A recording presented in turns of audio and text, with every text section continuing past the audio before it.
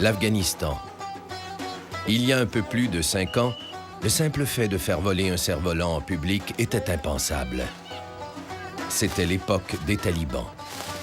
Un régime islamiste radical qui interdisait tout, même la musique.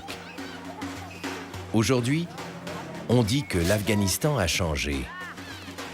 Mais sur place, on réalise que rien n'est acquis et que tout reste à faire.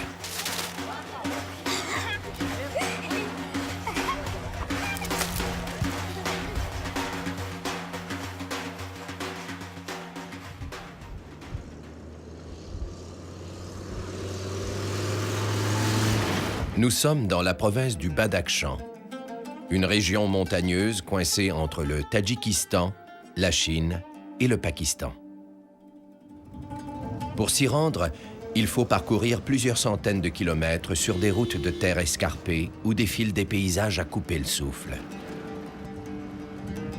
Comme la plupart des provinces du Nord, le Badakhshan a été épargné par les combats qui font rage au sud entre insurgés talibans et militaires étrangers. Mais le Badakhshan est à l'image du pays, car derrière la beauté des paysages se cache une impitoyable réalité, celle d'un pays exsangue qui est rongé par un terrible fléau, l'opium.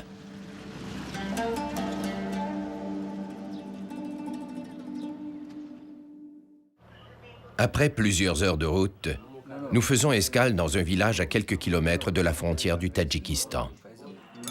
Alors que la pleine lune éclaire la nuit, nos hôtes se reposent en regardant la télévision dans une pièce éclairée grâce à une génératrice. Un luxe plutôt rare dans cette région.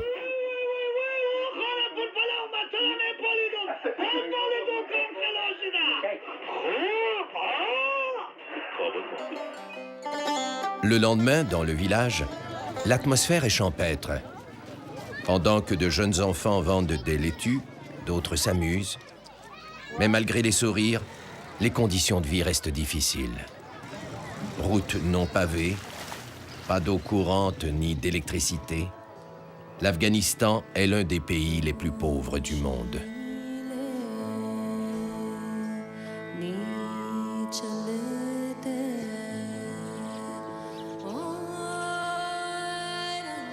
En traversant ces innombrables champs de pavots, nous demandons si la récolte est pour bientôt.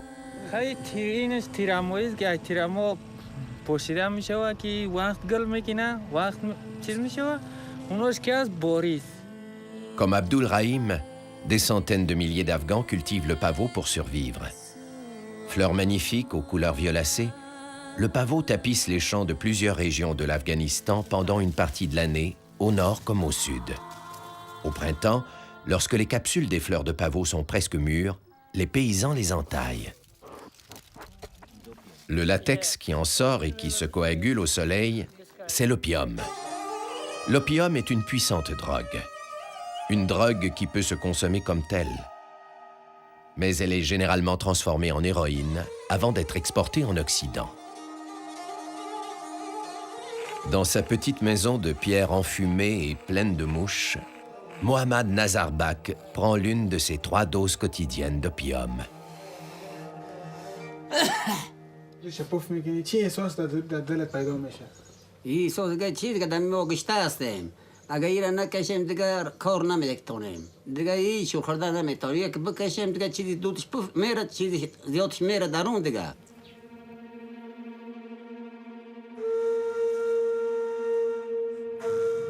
Dans la province du Badakhshan, contrairement au reste de l'Afghanistan, la consommation d'opium est un sérieux problème.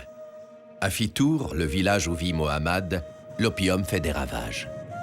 Sur une population de 600 personnes, plus de 100 ont développé une dépendance à cette drogue.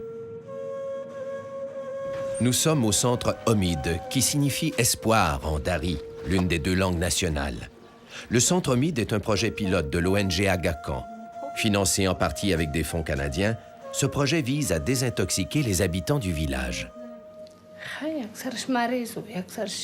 پدر و یک سرش های مجبوری و یک سرش های مستی و نمیتور کشتی. چند سال است که شما موندید؟ ده 15 سالش.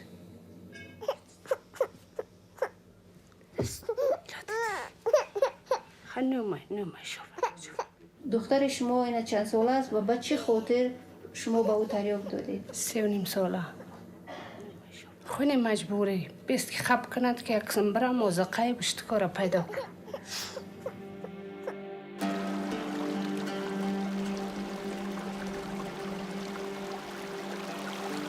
On estime que dans ce pays de 31 millions d'habitants, il y aurait environ 200 000 consommateurs d'opium et d'héroïne.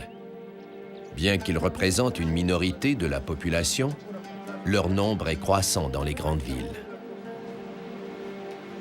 Mais malgré les ravages causés par la drogue, la culture du pavot reste un gagne-pain incontournable pour de nombreux paysans. C'est le cas d'Abdelrahim, un homme de 35 ans qui est venu dans la région pour travailler dans les champs de pavot.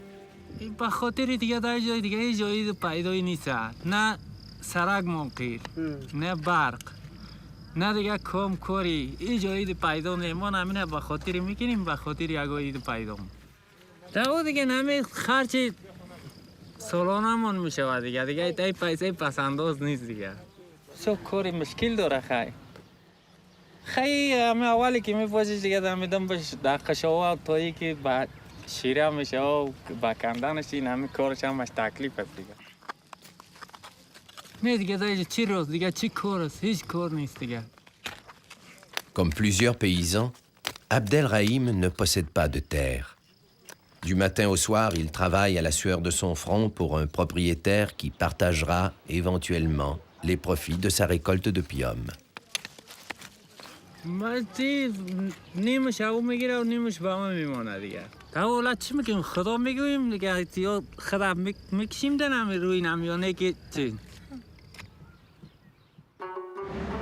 Pendant ce temps, à Kaboul, la capitale, le ministre de la lutte contre les stupéfiants, Habiboullah Kaderi, s'inquiète du peu d'alternatives que son gouvernement a pu offrir aux paysans afghans qui cultivent le pavot. Si nous ne pouvons pas appuyer les fermiers afghans, il nous sera très difficile de poursuivre l'élimination du pavot dans ce pays. Bien que le gouvernement afghan reconnaît le manque de soutien apporté aux paysans, il poursuit néanmoins l'éradication du pavot. Un effort qu'encouragent plusieurs pays, dont le Canada. Mais pour les paysans qui dépendent de l'opium pour joindre les deux bouts, l'éradication de leurs champs est une véritable catastrophe.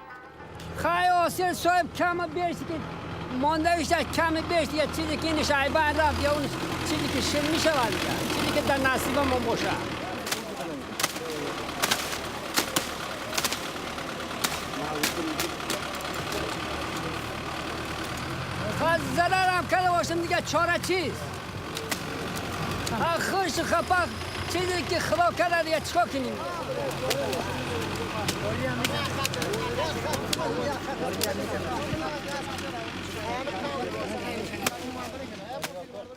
او پادشاه ما رعیتیم. خدا رحمت دادلش پرتاب تموم شد دیگه ایجاش نمون دیگه نفراش بزنه گفت Le paysan Kosh Kadam révèle un secret de polichinelle. Partout où nous sommes passés, l'éradication se fait de façon inégale. Parfois, on éradique tout le champ, parfois l'exercice est purement symbolique. Une information qui ne plaît pas au ministre de la lutte contre les stupéfiants lorsqu'on le lui rapporte. Je ne sais pas quand vous êtes arrivé, combien de temps vous êtes resté. Ils devaient tout éradiquer. S'ils ne nous écoutent pas ou s'ils ne respectent pas les ordres, je ne sais pas. Ce que le ministre ne dit pas ouvertement, c'est que ce genre d'incohérence est tout à fait normal dans un pays où l'argent de la drogue corrompt presque tout. Dans son bureau à Kaboul, la représentante des Nations Unies pour la lutte contre la drogue en Afghanistan admet que le trafic de stupéfiants a engendré une corruption endémique. Tout le monde est d'accord que la corruption est un très grand problème ici, en Afghanistan. Le fait que les trafiquants sont liés au secteur du business et aussi de certains secteurs, certaines personnes qui travaillent dans l'administration. Évidemment. Il y a des réseaux de seigneurs de guerre et des barons de la drogue à différents niveaux du gouvernement. Il y a un climat d'impunité. Si quelqu'un est arrêté par la police, il sera relâché le même jour. Et même si cette personne n'est pas relâchée par la police, elle le sera durant l'enquête par une autorité gouvernementale ou un juge corrompu. C'est ainsi que l'impunité perdure, et notre préoccupation est qu'elle prend de l'ampleur, comme une spirale. Donc, des mesures doivent être prises maintenant.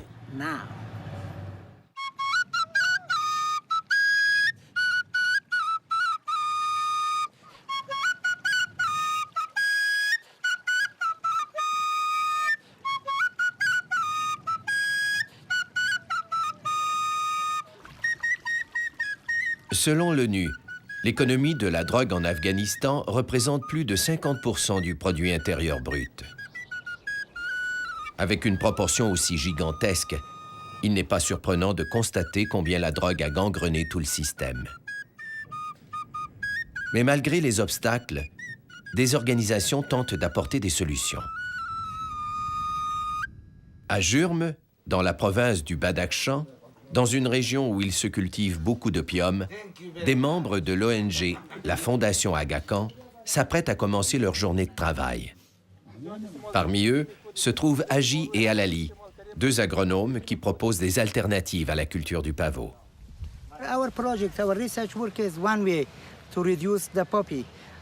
Notre projet de recherche est une façon de s'attaquer au problème.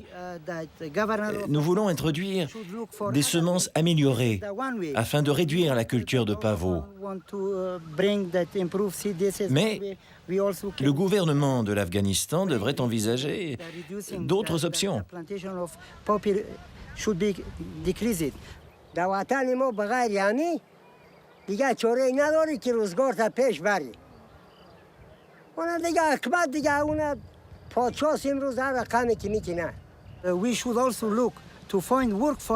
Nous devrions essayer de trouver du travail pour les gens qui n'ont pas de terre. Les gens n'ont pas de travail, il n'y a rien. Nous devons œuvrer à divers paliers pour réduire la culture de pavot et ne pas envisager une seule solution.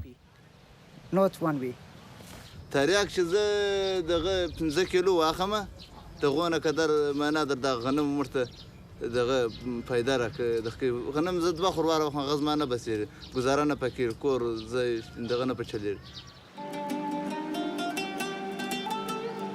les paysans, l'attrait de faire pousser de l'opium est puissant.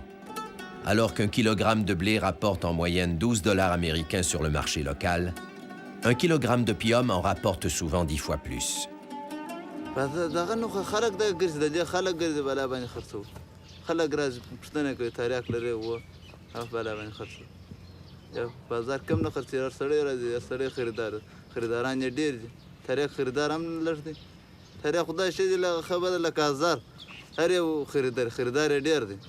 Si on dit maintenant que le plus grand problème, c'est le développement rural, on ignore les 2 milliards de dollars qui sont le profit des trafiquants. Le plus grand problème, ce sont les trafiquants.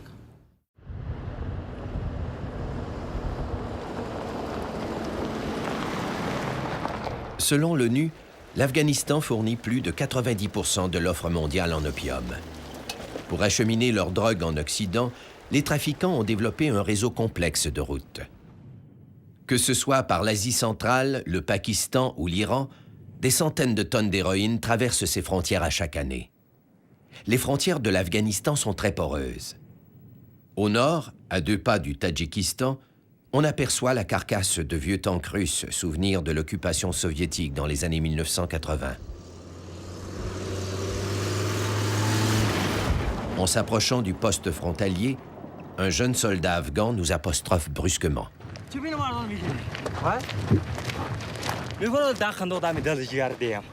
C'est un excès de zèle de sa part, car la frontière avec le Tadjikistan, longue de 1200 km, est à peine surveillée.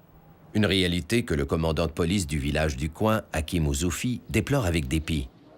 ما در صددی است که قاچاق که وارد میشه در اشکاشم ما بعد از اون تثبیت میگیریم موقعیت یا نام قاچاق برای یا و افراد قاچاق برای شناسایی میگیریم بعد از شناسایی و تثبیت و میدیم محلی که قاچاق میره جابجا میگیره ما در صددی است که او را خونسا بکنیم یا او را دستگیر بکنیم یا جلوش بگیریم یا از طرف مرز او طرف همه قاچاق میشه و سنگای قیمت با میشه یا دیگه مسائلی که وجود داره میشه فرض طریق